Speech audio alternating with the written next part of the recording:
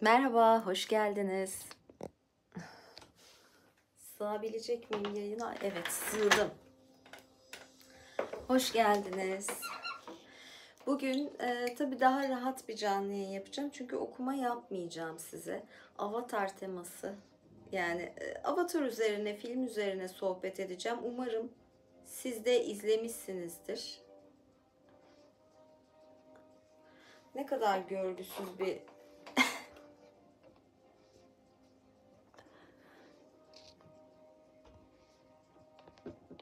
Evet, düzenleme yapıyorum. Hoş geldiniz.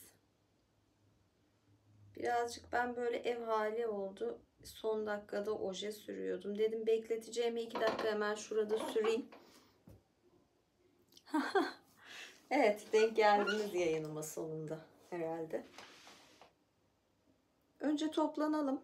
Birazdan dediğim gibi ben biraz konuşacağım ve sohbet şeklinde olacak yayın. Birazcık da temaya uygun olarak mavilendim.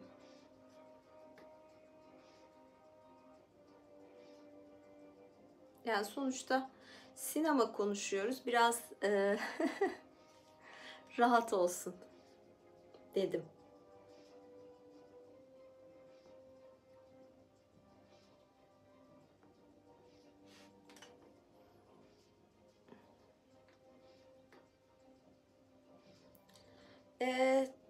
Şöyle söyleyeyim, moderatör oluyordu. Ayrıca bugün ben kendim de moderatörlük yapabilirim. Okuma yaparken tabii ki kontrol edemiyorum ama şimdi kontrol ederim. Ve ben sizi yollayabilirim yani terbiyesizlik yaparsanız. Evet. Şey yapayım istedim. Yani madem Avatar konuşacağız, full mavilendim yani böyle.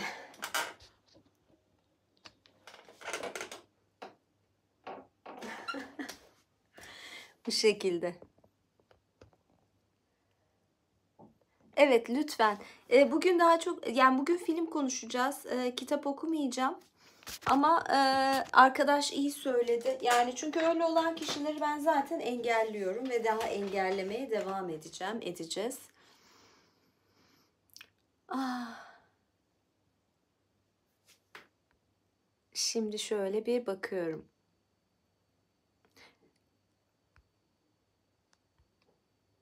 Dediğim gibi bugün sohbet şeklinde olacak ama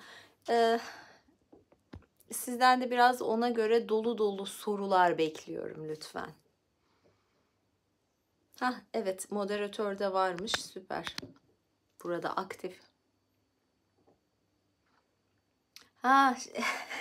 Avatar için mi? Şimdi işte ben bu dönen koltukları sevmiyorum. Çünkü dönen koltuklarda ben kendim kontrol edemiyorum çok fazla. Ya moderatör zaten var. Birazcık da ben şunu şu anda da var, birden fazla moderatör de çok fazla karıştırır diye düşünüyorum. O yüzden de çok fazla. Ya benimki kadar da böyle fazla rahatım ya. O kadar.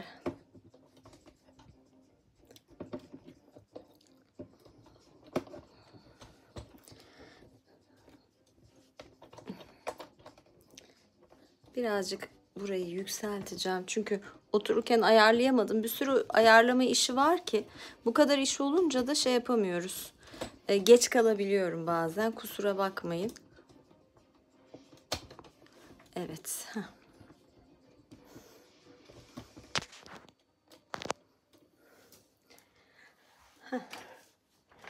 Şimdi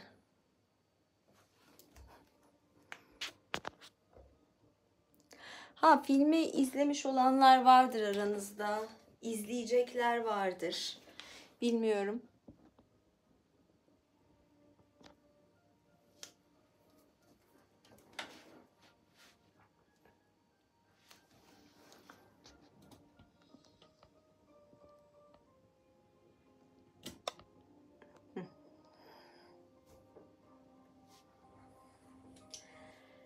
Evet, hoş geldiniz. Sonunda yerleştik.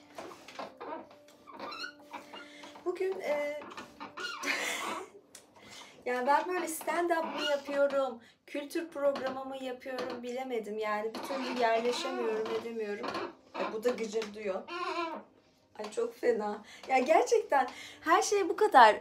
Niye böyle oluyor? Niye beni buluyor anlamadım yani. Ben yaptıkça komik oluyorum. Bence ben seksi değilim, komiyim yani. Hiç şey demeyeyim. Yani bence daha fazla öyle bir durum var. Ha, şimdi birazdan sorulara bakacağım. Yerleştim diyordum ama mikrofon da takmadım. Sonra deviriyorum burayı. Böyle mikrofona yetişeyim derken. Ay bu çok gıcır diyor. Ben bunu yağlamam lazımmış. Sandalye sandalye dediniz. Alın size sandalye. Evet. Şimdi ben burada soruları da. Evet, suyun sesi uzaktan hoş geliyor. Evet.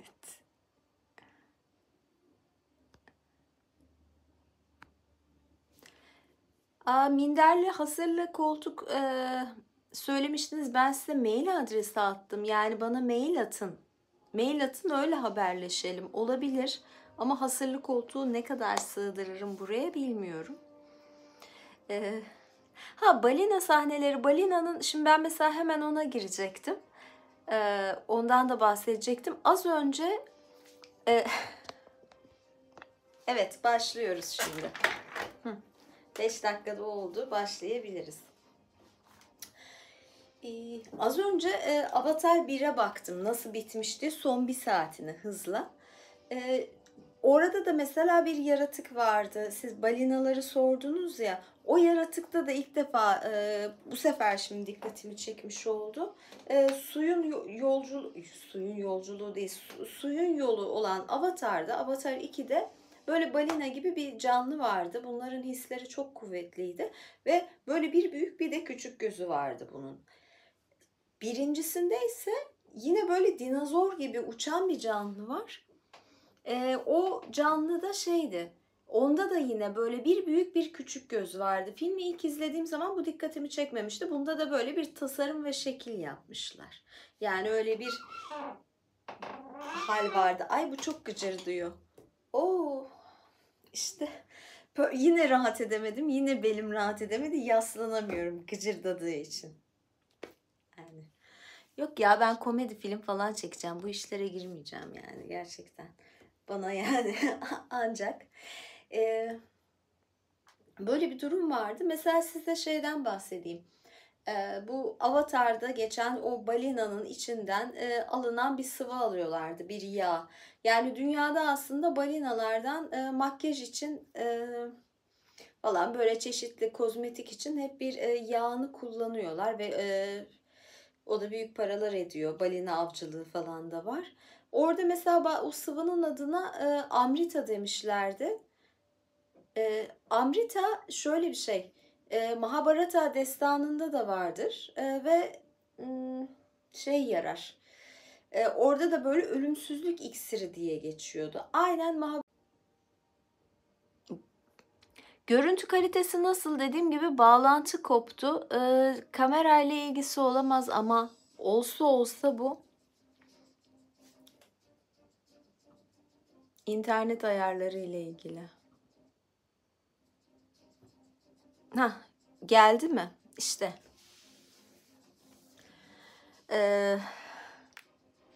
Fiber internetin gelmesi lazım. Tamam. Şöyle bir bakayım. Spoiler var evet.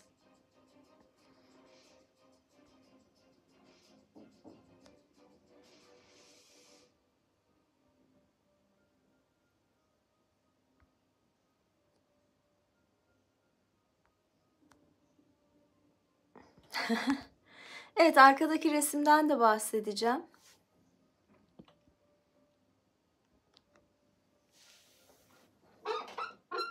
Evet. Şimdilik böyle birazcık kalayım.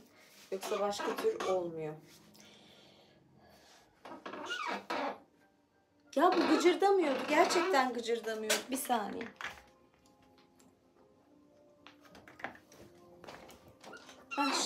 Daha iyi.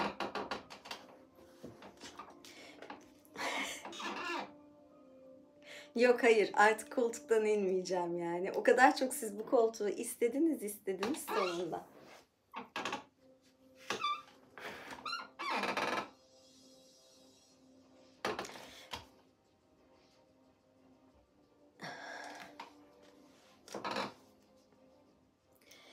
Evet, yani ben de dağıldım gerçekten. Tekrar konuya dönelim. Ama lütfen filmi izlemiş biri benle bir sohbet gibi bir şey yaparsa ya da sorular sorarsa daha memnun olacağım. Çünkü Avatar harici de çok azıcık sadece yunuslardan, balıklardan, yaratıklardan bahsettik. Bilmiyorum izleyen var mı? Ne kadar izledin yani ne kadar beğendiniz? Ha, spam atan falan varsa aynen onu görebiliyorsak lütfen moderatör engellerse çok sevinirim.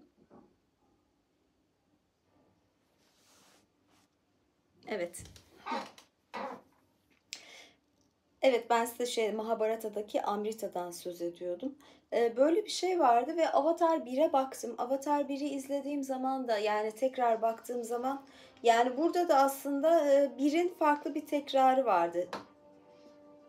Bakınca çokça klişeler de var. Klişeler dersen yani böyle anlaşamayan ergenler, sonra barışanlar falan. Dedim mutlaka biri ölecek. Birinin feda edilmesi lazım. Hani kim ölecek diye bakıyordum. Büyük erkek kardeş yaptılar. Yani onların şehitlik makamı gibi bir şey oldu yani onlar için. Öyle bir durum oldu. Aslında inceden inceye göçmen sorunu vardı. Yani refugee hali vardı. Göçmenlik, mültecilerdi aslında. Yani bu şeyler orman halkı mülteci oldu su halkına ve o yüzden dalga geçtiler. Yani bu ilginç bir kısımda. Acaba bunu düşünerek mi yaptılar? Şeyi de düşünüyoruz. Yönetmen James Cameron Kanadalı. Kanada'ya aslında çokça yani belli sayıda göçmen geliyor ve göçmenlere karşı iyiler ama tabii Türkiye gibi milyonlarca göçmen almıyor. Az sayıda göçmen alıyor ve onlara gayet insan hakları çerçevesinde yaklaşıyorlar. Yani Kanada'da öyle bir şeyi o kültürü de bence vermeye çalışmıştı. Hani onlar sizin misafiriniz, iyi davranın, eğitin. Resmen burada bir göçmenlik teması vardı. Göçmenlik ve sığınmacılık hali. Bu ilginçti, bilmiyorum. Siz fark ettiniz mi? Bunu özellikle mi yaptı yönetmen? Bakıyorum. Evet, üçüncü filmde biri de dedi.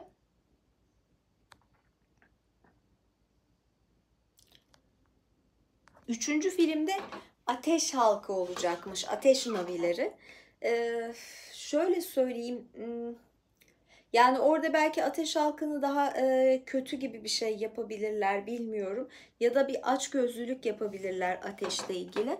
Çünkü şey de hatırlarsanız Yüzüklerin Efendisi'nin haline birazcık e, benzedi. Ya orada ne vardı? Yüzüklerin Efendisi'nde işte elfler var. Elfler daha böyle bizim tanıdığımız naviler gibi mavi yaratıklar. Ama cüceler böyle açgözlüydü, kazıyorlardı falan, şeylerin içindeydi, dağların içindeydi. Büyük ihtimal belki bu diğer Navi halkı biraz daha böyle madenci falan olabilir diye düşünüyorum. Ateşle uğraşanlar, bir yanardağın içinin oralarda yaşıyor olabilirler. Ve bu seferki Navi'lerde yani bu daha film çekilmiş bitmiş bu arada. Yani hani şey değil, çoktan o halledilmiş. Ama sanırım ya seneye ya bir sonraki seneye girecek. Ama orada bence büyük ihtimal Navi'lerde böyle insanlarla işbirliğine giren Naviler olacak diye düşünüyorum.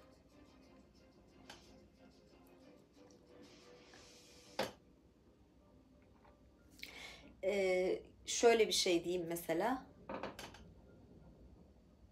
Ya orada çok saçma bazen bir şeyler söylüyorlar. Lütfen böyle de konuşmalar olmasın. Yani içerikle ilgili olursa sevinirim.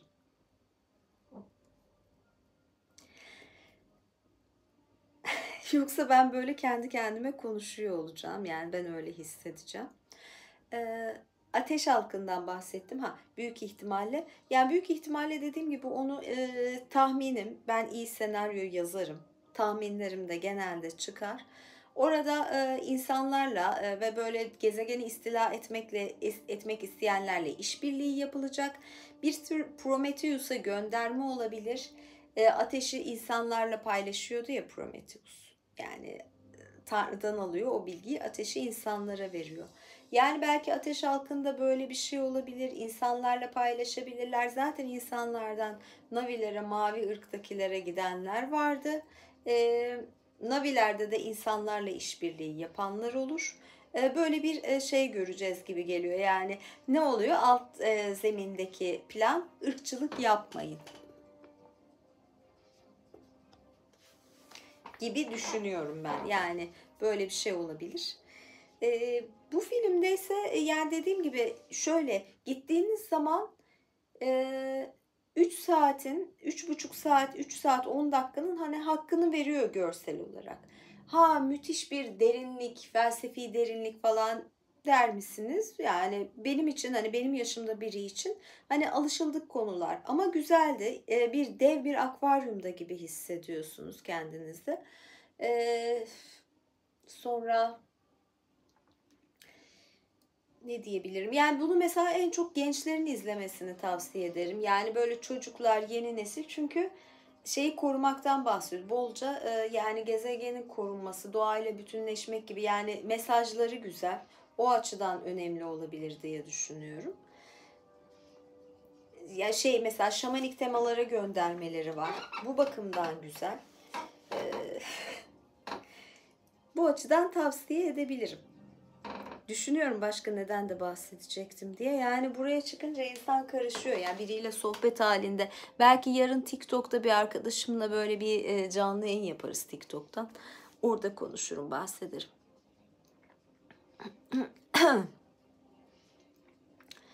Dilleri hakkında. Yani şimdi ben Navice bilmiyorum. Onu nereden esinlenmişler falan bilmiyorum. 3D gözlükler gözümü ağrıtmadı açıkçası. Ki bayağı önde oturduk. Yani böyle 3. sıra falandı yani hani kocaman göz ağrıtması olmadı ama bir eleştiri gördüm filmle ilgili. Diyor ki bazı yerlerde işte belli kağıda çekmişler, belli yerlerde farklı. Yani şeyleri dijital çekimleri biraz farklıydı. Yani yakındaki bir şey bulanık gibi gözüküyor, öbürü daha farklı gözüküyor. Orada birazcık karışık geldi bana da ama ben şeye bakıyorum yani böyle gördüğüm manzaralar, yaratıklar, canlılar, renkler güzeldi. Ama mesela suyun altı çok maviydi. Yani suyun altı tabii mavi olacak dersiniz de mesela normalde resifler vardır ve suyun altında turuncular, kızıllıklar falan da var. Ben ressam olarak çok fazla mavi gördüm. Yani orada bazen dengeleyici görsellik olarak biraz daha o şeyin içinde turuncu arardım. Çünkü turuncu mavinin kontrastı bir renktir. Sen turuncu koyduğun zaman mavinin oraya turuncuyu da patlatırsın, maviyi de daha vurgularsın. Hani ben görsellik düşünseydim suyun altında daha da renkli yaratıklar düşünürdüm. Yani suyun altında her tarafı full mavi yaptığın zaman o kayboluyordu. Hani açıkçası şeyden daha çok etkilenmiştim. Hani orman halkı falan oradaki görselliklerde. Arkadaki resimden de bahsedeyim size birazcık. Biraz da insanı dünyanın... Ha şöyle bir şey var. Hüseyin Bey bahsetmiş biraz insanların. Merhaba Azerbaycan. Mavi olması dediğim gibi etkileyici ama ben ne diyecektim ya? Şurada. Yani bu başka bir tamamlanmışlık, başka bir renk de istiyor. Şey hali var mesela o ilkinde de vardı. Yani makinelerin ve insanların ne kadar hoyrat olduğu. Yani orada canlılar var, işte şey var, dediğim gibi o balina var, balina diyorum ben ona. Geliyor yani makinelerle o kadar çok makineyle dev gibiyle onun canını alıyorlar ki bir parçacık sıvı için. Oradaki şeyi görüyorsun. Hani doğa ve diğer makinelerin acımasızlığı. Bu Terminator'da da vardı. Zaten Terminator'da biliyorsunuz hani James Cameron'ın. Yani bu konuya takık bir yönetmen. Alien vardı. Yani filmotografik olarak baktığınız zaman da bunu şey yapabilirsiniz, görebilirsiniz. açıkçası. Evet, bir bakayım. 190 dakika, evet.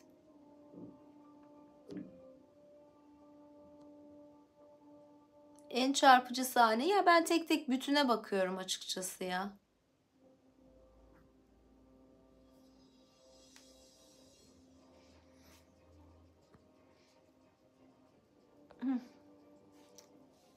İlk filme göre nasıl derseniz, ilk filmde daha şaşırtmıştı ama ilk filmdeki gibi, mesela ilk filmde insan oluyor, ona giriyor, o bedene giriyor falan, yani öyle bir teknoloji vardı ya. Bu filmde öyle bir şey yok. Yani tamamen artık o Navi'den biri olmuş. Çocuklar olmuş. Yani çocukları var boy boy. Melez çocuklar var. Naviler 6 parmaklıymış, bunlar 5 parmaklı. Böyle durumlar var. Yani şimdi ben bunu komplo teorisyeni falan olarak okursam işte derim ki mavi kanları anlatıyor burada derim mesela. Evet, Avatar 2'den bahsediyoruz. Burada mavi kanlı insanlardan bahsediyor ve mavi kanlıları bakın ne kadar üstün göstermiş ve burada melezlik var falan. Böyle alttan okumalar yapabilirim.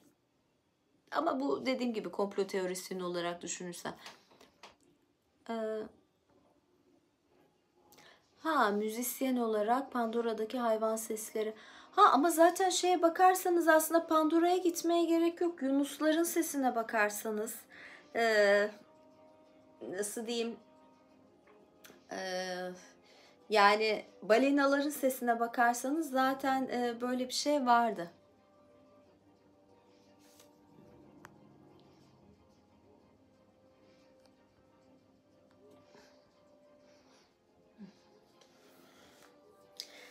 Evet.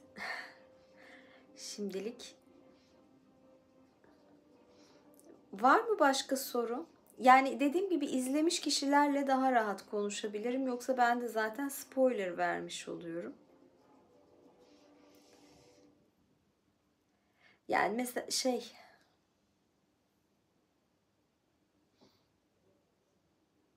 arkadaki resimle ilgili konuşacaktım.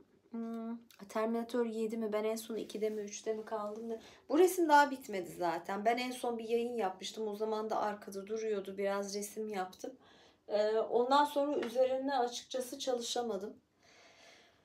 Burada şöyle biraz göstereyim size. 2 tane Yunus var. Güneş yapmıştım. Yani böyle 2 Yunus yapmak istiyordum. İçimden geçiyordu. Ve böyle giriştim. Başta Yunusları gri yaptım. Baktım ki çok gri dedim. Yani bunun gri olması gerekmiyor. Bu bir fotoğraf değil. Pembe yaptım sonra Yunusları. Baktım pembe de çok garip durdu. İşte ressam olarak yaptığın zaman. Şimdi mora döndüm. Zaten hani katman katman gidiyordum. Mor güzel oldu. Arkaya da bir sarı koydum. Altın sarısı. Morla sarı da kontrasttır. Birbirini patlatır diye düşündüm. Ya belki bir güneş ya da bir ay daha, bir ay koyayım. Bak bugün aklıma geldi. Tamam. Çünkü ay koyayım, gümüş olsun. Evet, bir hilal ay koyacağım. Şimdi karar verdim. Ya işte resim bazen böyle ilerliyor. Bazen bir yerde takılıyorsun. Ne yapsam diyorsun. Yani buraya bir şey lazım ama ne? O zaman bir böyle çıkmaza giriyor, yapmıyorsun. Başka resimler daha var. Onlarda da böyle yarımlar var. Bazen böyle dinlendiririm. Ondan sonra bir fikir geliyor. Bunu yapayım diyorsun böyle. Yapıyorsun. Güzelleşiyor. Mesela buralara böyle gözler koydum, işaretler koydum. Bilmiyorum, burası da çok mu mavi? Yani ben buraya belki de o dediğimi buraya yapacağım. Minik turuncular koyacağım buraya. Çünkü turuncu da istiyor. Burada bir sarı var. Yani işin matematiği var aslına bakarsanız. Yani sıcak soğuk dengesi gibi bir şey. Tam bu ışık da böyle duruyor. Yani böyle sıcak soğuk dengesi gibi bir şey. O yüzden buralara, yani bu yunuslar tabii daha bitmedi halinde. Belki bunlara da 2 göz yaparım, bilmiyorum yani. Öyle bir şey olur mu? Burada böyle şeyler var. Çeşitli yuvarlaklar yapmak istedim. Bu şekilde gidiyor. Yani burada da yarı soyut, yarı gerçekçi bir hal var. Ay ne diyor ya, siz mi çiziyorsunuz gerçekten? Ne saçma sorular. Ama ben bir kere şey yapmak istiyorum açıkçası. Bir gün yani sevdiğim müzikleri burada yapamıyorum. Telif yerim. Ama böyle bir gün zaten kara kalem yapacağım. Belki kamerayı açacağım. Kara kalem bir resim yapacağım karşınızda. Dediğim gibi YouTube'daki en büyük dert müziğin telifli olması. Yani aslında olması gerekiyor da. Ha, ressam olarak şöyle dedim. Avatar'daki kadrajdaki boşluk, doluluk gayet iyiydi. Ama denizdi ya, su insanları. O kadar çok mavinin aynı tonları ve sadece mavi vardı ki. Yani denizin altında Kızıldeniz'e giderseniz, gitmedim, isterim gitmeyi. Resifler de var, farklı renkler de var. Biraz daha sıcak renk görmeyi isterdim. Çünkü tek düze kalıyor. O kadar çok maviyi gördükten sonra gözünüz yoruluyor. Bir de mavinin skalası dardır aslında. Maviyi bir şeylerle karıştırdığın zaman gri ile çok fazla renk çeşidi alamazsın. Sıcak renklerde daha fazla renkler çıkar. Solak değilim. Sağ elim bu. Bu sağ. Yani siz nasıl görüyorsunuz? Solak değilim. Yani evet, daha fazla öyle renk isterdim.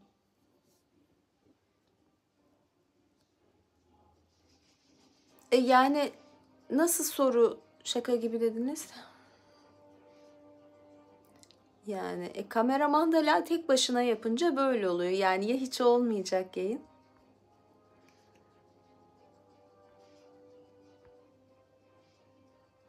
Bakıyorum tekrar.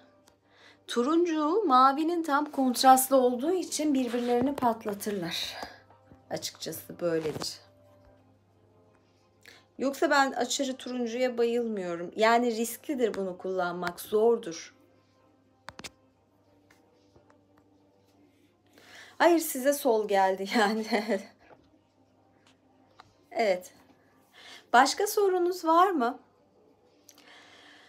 Başka soru yoksa kapayacağım. Bundan sonraki yayını ya cuma yapacağım ya da ne yapacağım? Cumartesi yapacağız yayını yine. Her zamanki gibi masal gecesi olarak devam edecek.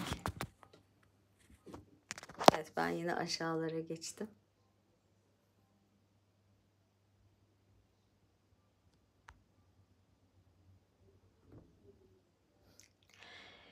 O zaman görüşmek üzere diyorum. Hoşça kalın. İyi akşamlar. Kanalıma abone olmayı, beğenmeyi unutmayın lütfen. Görüşmek üzere.